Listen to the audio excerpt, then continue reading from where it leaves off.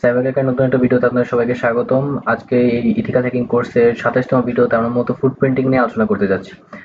ফুটপ্রিন্টটা যদি কি সেটা যদি আপনাদের এক কথায় বলি, তাহলে ফুটপ্রিন্ট হচ্ছে মূলত ইথিক্যাল হ্যাকিং এর প্রথম স্টেপ। যদি 4টা স্টেপ 5টা স্টেপ থাকে তাহলে মূলত আমাদের ইথিক্যাল হ্যাকিং এর প্রথম স্টেপটা হচ্ছে মূলত ফুটপ্রিন্টিং। তাহলে এই আজকের ভিডিওতে আমরা মূলত কিভাবে ফুটপ্রিন্টটা কি এবং কিভাবে মূলত করা হয় এবং এই সম্পর্কে নানা প্রকার টুল আছে যেগুলো সেগুলো নিয়ে আমরা আলোচনা করতে যাচ্ছি। তাছাড়া পরবর্তী ভিডিওগুলোতে এই ফুটপ্রিন্টিং এর যত প্রকার ইম্পর্টেন্ট টুলগুলো আছে সেই টুলগুলোর ইউজ আমরা প্র্যাকটিক্যালি দেখব এবং সবগুলি আমরা ইউজ করব, যেগুলো প্রত্যেকটার জন্য আলাদা আলাদা করে আমরা সেপারেট ভিডিও আপলোড করব। তাহলে চলুন আজকে আমরা মূলত বেসিক তথ্যগুলো জেনে নিই। তো শুরু করার আগে এখন চ্যানেলকে সাবস্ক্রাইব করে দিবেন। তাহলে চলুন কারণ আমাদের মেইন ভিডিও স্টার্ট করি। তাহলে আমরা আমাদের প্রেজেন্টেশন স্লাইডে চলে এসেছি। তাহলে প্রথম স্লাইড হচ্ছে আমাদের মূলত যে ফুটপ্রিন্টটা কি। Footprinting is the first phase of ethical hacking. Ethical hacking করার প্রথম পর্যায় হলো মতো ফুটপ্রিন্টিং, হয় attacker gathers as much as information as possible about the target system, অর্থাৎ টার্গেট সিস্টেম যাকে আপনারা টার্গেট করবেন তার সম্পর্কে যত তথ্য সম্ভব সকল তথ্য জোগাড় করতে হবে যেন আপনি তাকে কি করতে পারেন, এক্সপ্লয়েট করতে পারেন, তার দুর্বলতা খুঁজে বের করতে পারেন এবং তাকে সেটা দিয়ে থ্রেটেন করতে পারেন। এরকম কিছু খুঁজে বের করতে হবে, যেন তার vulnerability খুঁজে বের করতে হবে, যেন আমরা এই টার্গেটটাকে এক্সপ্লয়েট করতে পারি। তাহলে এর মধ্যে ফুটপ্রিন্টিং করার জন্য অর্থাৎ টার্গেট সম্পর্কে ইনফরমেশন গ্যাদার করার জন্য আমাদের মূলত দুইটা পর্যায়ের মধ্যে দিয়ে যেতে হয়, বা ফুটপ্রিন্টের মতো দুইভাবে করা যায়। সেটা হচ্ছে মূলত অ্যাক্টিভ ফুটপ্রিন্টিং, প্যাসিভ ফুটপ্রিন্টিং। তাহলে এখন আমি প্রথম যদি বলি তাহলে হচ্ছে প্যাসিভ ফুটপ্রিন্টিং কথা যদি বলি, তাহলে প্যাসিভ ফুটপ্রিন্টিং এর মূলত হচ্ছে আমরা কি করি, আমরা ইনডিরেক্টলি যেসব ডাটাগুলো থাকে, ডিরেক্টলি টার্গেট সম্পর্কে না, ইনডিরেক্টলি ভাবে আমরা সেই ডাটাগুলো কালেক্ট করি। আমরা ডিরেক্ট কোনো সফটওয়্যার দিয়ে, যেমন ফেসবুক, ইনস্টাগ্রাম, এগুলো কিন্তু হচ্ছে থার্ড পার্টি সাইট না, এগুলো হচ্ছে মূলত প্রধান সাইট। আমরা মূলত এই প্যাসিভ আমরা মূলত থার্ড পার্টি সাইট ইউজ করে আমরা মূলত এই ধরনের রিকনেসান্স করে থাকি। তাহলে বাংলাদেশে বা অন্যান্য দেশে, অধিকাংশ দেশে কিন্তু এই থার্ড পার্টি সোর্স গুলো থেকে এই অ্যাপ ইনস্টল করা বা এই ধরনের সোশ্যাল মিডিয়া ইউজ করার সম্ভাবনা কিন্তু কম থাকে। আর এই কারণে কিন্তু আমাদের এই বাংলাদেশে স্পেশালি এই থার্ড পার্টি সোর্স থেকে তেমন ইনফরমেশন গ্যাদার করা যায় না। অর্থাৎ প্যাসিভ যে ফুটপ্রিন্টিংটা আছে এটা মূলত বাংলাদেশে ততটা এত জনপ্রিয় না, কিংবা এত করাটা সম্ভব না। কিন্তু অন্যান্য দেশে বহির্বিশ্বে অর্থাৎ ইউরোপ আমেরিকায় কিন্তু এই ধরনের ইয়া থেকে আমাদের অনেক তথ্য জোগাড় করা সম্ভব।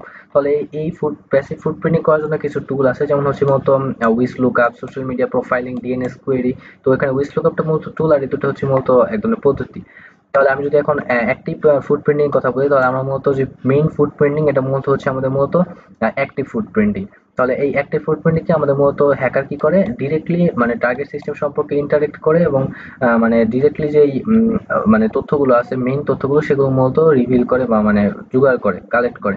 তো এই বিভিন্ন ধরনের এক্সাম্পল হচ্ছে যেমন port scanning, banner grabbing, email tracking. তো ব্যানার গ্র্যাবিং আমি পরবর্তীতে দেখাবো এটা, তো তখন আপনারা বুঝতে পারবেন। আর পোর্ট স্ক্যানিং এটা আপনারা যখন দেখবেন তখন আশা করি বুঝতে পারবেন। যারা পোর্ট সম্পর্কে এখনো জানেননি, পোর্ট সম্পর্কে ভিডিও আছে, সেখান থেকে দেখে নিতে পারেন।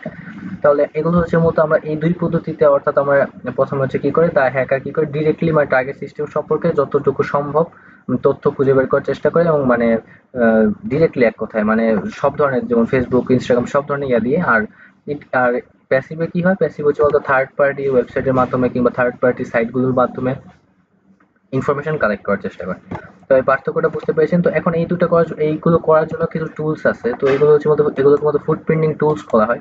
এই প্রত্যেকটা টুলস যেগুলো আমি এখন দেখাবো, এই প্রত্যেকটা টুলস সহ আরো অনেক ইম্পর্টেন্ট টুল আছে, সেগুলো আমি প্রত্যেকটাই প্র্যাকটিক্যালি দেখাবো যে কিভাবে আপনারা এটা ইউজ করে তথ্য গ্যাদার করতে পারেন, এবং প্রত্যেকটার জন্য আলাদা ভিডিও থাকবে।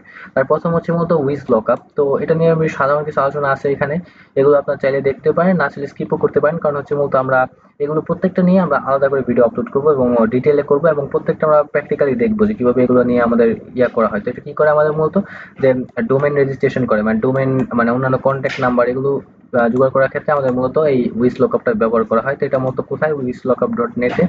তো এখানে উইস কমান্ডো আছে। তো এটা মূলত আমরা লিনাক্সে দেখবো আমরা, কারণ আগে আমরা লিনাক্স ইনস্টল করেছিলাম। তাহলে পরবর্তী আমাদের আরো কিছু টুল আছে, যেমন হচ্ছে মূলত NSLookup বা ডিগ। এগুলোর মূলত পারফরমেন্স, এগুলো মূলত কি কাজে ব্যবহার করা হয়, এগুলো মূলত ডিএনএস এর বিষয়ে ইনফরমেশন গ্যাদার করার জন্য ব্যবহার করা হয়, যেমন আইপি অ্যাড্রেস, মেইল সার্ভিস, এগুলোর জন্য আমরা এই NSLookup ইউজ করি। তো NSLookup এর জন্য আমরা সাধারণত উইন্ডোজ ইনস্টল করতে পারি, লিনাক্স ইনস্টল করতে পারি। তবে আমরা লিনাক্সে এটা ইউজ করব, যখন প্র্যাকটিক্যালি করব তখন বুঝতে পারবেন। তো ডিগটা মূলত হচ্ছে আমাদের লিনাক্সে ইউজ করা হয়। আমরা কালি লিনাক্স এটা ইউজ করবো, ডিগটা যেটা আছে। তাছাড়া এখানে শোধান আছে। তো এটা মূলত কি করে, search engine for internet connected devices the previous device types, মানে আমাদের টার্গেটেড ডিভাইস টাইপটা কি, আইপি অ্যাড্রেসটা কি, এগুলো ফাইন্ডের ক্ষেত্রে আমার মতো এই শোধান যে টুলসটা আছে এটা মতো ইউজ করবো। তাছাড়া পরবর্তীতে আরো কিছু আছে যেমন এনম্যাপ। এনম্যাপটা কিন্তু অনেক বিখ্যাত একটা টুল ফুড প্রিন্টিং এর জগতে, মানে যারা ফুড প্রিন্টিং করবে তাদের কিন্তু এই এনম্যাপ সম্পর্কে ধারণা থাকতেই হবে। হ্যান্ডম্যাপ আছে, হারভেস্টার আছে, শার্লক আছে, তো এগুলো প্রত্যেকটা নিয়ে আমি সেপারেট ভিডিও আপলোড করবো। এটা মূলত ব্যবহার করা হয়, এটা মূলত হচ্ছে আমার একটা স্ক্যানিং টুল, যেটা মূলত হোস্ট বের করার জন্য, সার্ভিস অপারেটিং সিস্টেম বের করার জন্য, কোন নেটওয়ার্কে চলছে সেটা বের করার জন্য আমাদের মূলত এই এনম্যাপটা ইউজ করা হয়। মানে হোস্ট বলতে ধরেন বিভিন্ন ধরনের হোস্ট আছে, আপনার যদি কোনো ওয়েবসাইট ডিজাইন করে থাকেন, মানে ওয়েবসাইট হোস্ট করে থাকেন, মানে ওয়েবসাইট তৈরি করেন, তাহলে কিন্তু এটা করার জন্য বিভিন্ন ধরনের হোস্টিং সাইট রয়েছে, বিভিন্ন প্রকার হোস্ট থাকে। ওইগুলা কোন হোস্ট দ্বারা এই ওয়েবসাইটটা তৈরি করা হয়েছে, মানে হোস্টিং করা হয়েছে, সেটা কিন্তু আপনাদের এই হোস্টের ইনফরমেশনের মাধ্যমে আমরা জানতে পারবো, এবং এই দ্বারা কিন্তু আমরা আরো নানা ধরনের ইনফরমেশন গ্যাদার করতে পারবো। তাছাড়া আছে নেটক্রাফট। নেটক্রাফটটা হচ্ছে অনেক বিখ্যাত একটা ইনফরমেশন গ্যাদারিং মানে সফটওয়্যার বা মানে টুলস যেটাই বলেন। তাহলে এটা দিয়ে কিন্তু আমরা মূলত যেকোনো প্রকার ইনফরমেশন, যেমন ওয়েবসাইট সম্পর্কে, হোস্টিং প্রোভাইডার, এখান থেকেও আমরা হোস্টিং সার্ভিসটা জানতে পারবো, আর এখান থেকে আমরা হোস্টিং প্রোভাইডার সম্পর্কে জানতে পারবো, আর এখানে মূলত টেকনোলজি সেগুলো নিয়ে আমরা জানতে পারবো। তাহলে এখন পরবর্তী হচ্ছে মূলত ম্যালটেকো, যদিও এটা তো ফেমাস না, কিন্তু এটা মূলত মানে গুরুত্বপূর্ণ বা পাওয়ারফুল তথ্যগুলো জোগাড় করার ক্ষেত্রে এটা মূলত ব্যবহার করা হয়, যেটা মূলত ওসিএন্ট এর সাথে কানেক্টেড। তো ওসিএন্টটা আমাদের সেপারেট ভিডিও থাকবে ওসিএন্ট ফ্রেমওয়ার্ক নিয়ে। তাহলে ওই ওসিএন্ট ফ্রেমওয়ার্কে আপনারা এগুলো আরো বিস্তারিত জানতে পারবেন। তাহলে ওসিএন্ট ফ্রেমওয়ার্কটা আমি যদি একবার বলি, তো ওসিএন্ট ফ্রেমওয়ার্ক এখানে এটা হচ্ছে মূলত একটা সাইট। এই সাইটের মাধ্যমে কিন্তু আমরা কোন ধরনের কাজের জন্য কোন ধরনের টুলস ইউজ করব সেটা মূলত এখানে প্রোভাইড করা থাকে, যেন আমাদের মানে সময় নষ্ট না হয়, যে আসলে এত কিছু মুখস্থ করা দরকার হবে না আপনাদের, কারণ আপনাদের আমি ওসিএন্ট ফ্রেমওয়ার্ক নিয়ে পরবর্তী ভিডিওতে আলোচনা করব।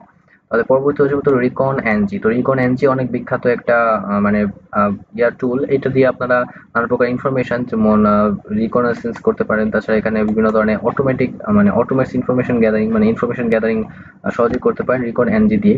আসলে এই ব্যাখ্যাগুলো আপনার এত পড়ার দরকার নেই, কারণ হচ্ছে আমরা মূলত এগুলো শুধু আমি একটু সংক্ষেপে একটু লিখেছি এখানে। আমরা এগুলো প্র্যাকটিক্যালি যখন দেখবো তখন আমরা প্রত্যেকটা নিয়ে আরো বিস্তারিত আলোচনা করব।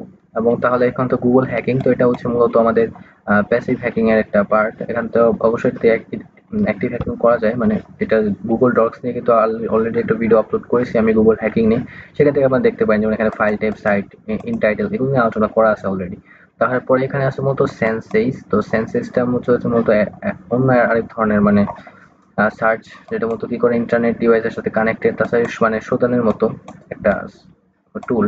এই প্রত্যেকটা টুলই আমরা ইউজ করব প্র্যাকটিক্যালি। তাহলে আমাদের আজকের মতো এই সাধারণ এই কিছু টুল নিয়ে আলোচনা করলাম। যদিও আমাদের মেইন টুল যেমন শার্লক, তাছাড়া আছে হারভেস্টার, তাছাড়া পিকআপ, এগুলো আরো অনেক নানা ধরনের টুল আছে। তো প্রত্যেকটা টুল নিয়ে আমাদের সেপারেট ভিডিও থাকবে। আজকে শুধুমাত্র আমি বেসিক একটু ধারণা দেওয়ার জন্য আমি শুধু আজকে দেখালাম। আর পরবর্তী ক্লাসগুলো কিন্তু প্রত্যেকটা আমরা কালি লিনাক্সে করব, এবং প্রত্যেকটা ক্লাস প্র্যাকটিক্যাল ক্লাস হবে। তাহলে পরবর্তী ক্লাসগুলো মিস করবেন না, কারণ এগুলো হচ্ছে মূলত বেসিক তথ্য, এগুলো জানা দরকার। তাই আমি এগুলো নিয়ে আলোচনা করেছি, এবং আমাদের মূলত পরবর্তী যে প্র্যাকটিক্যাল ক্লাসগুলো থাকবে এগুলো আপনারা করলে দেখবেন এগুলো সম্পর্কে সঠিক ধারণা আপনারা পেয়ে যাবেন। তাহলে আর ভিডিও লম্বা করছি না, যারা এখন চ্যানেলে আছে তাদেরকে সাবস্ক্রাইব করে দিবেন, লাইক করবেন, কমেন্টে আপনার মূল্যবান মতামত জানাবেন। তাহলে আজকের জন্য এতটুকুই। Thanks for watching.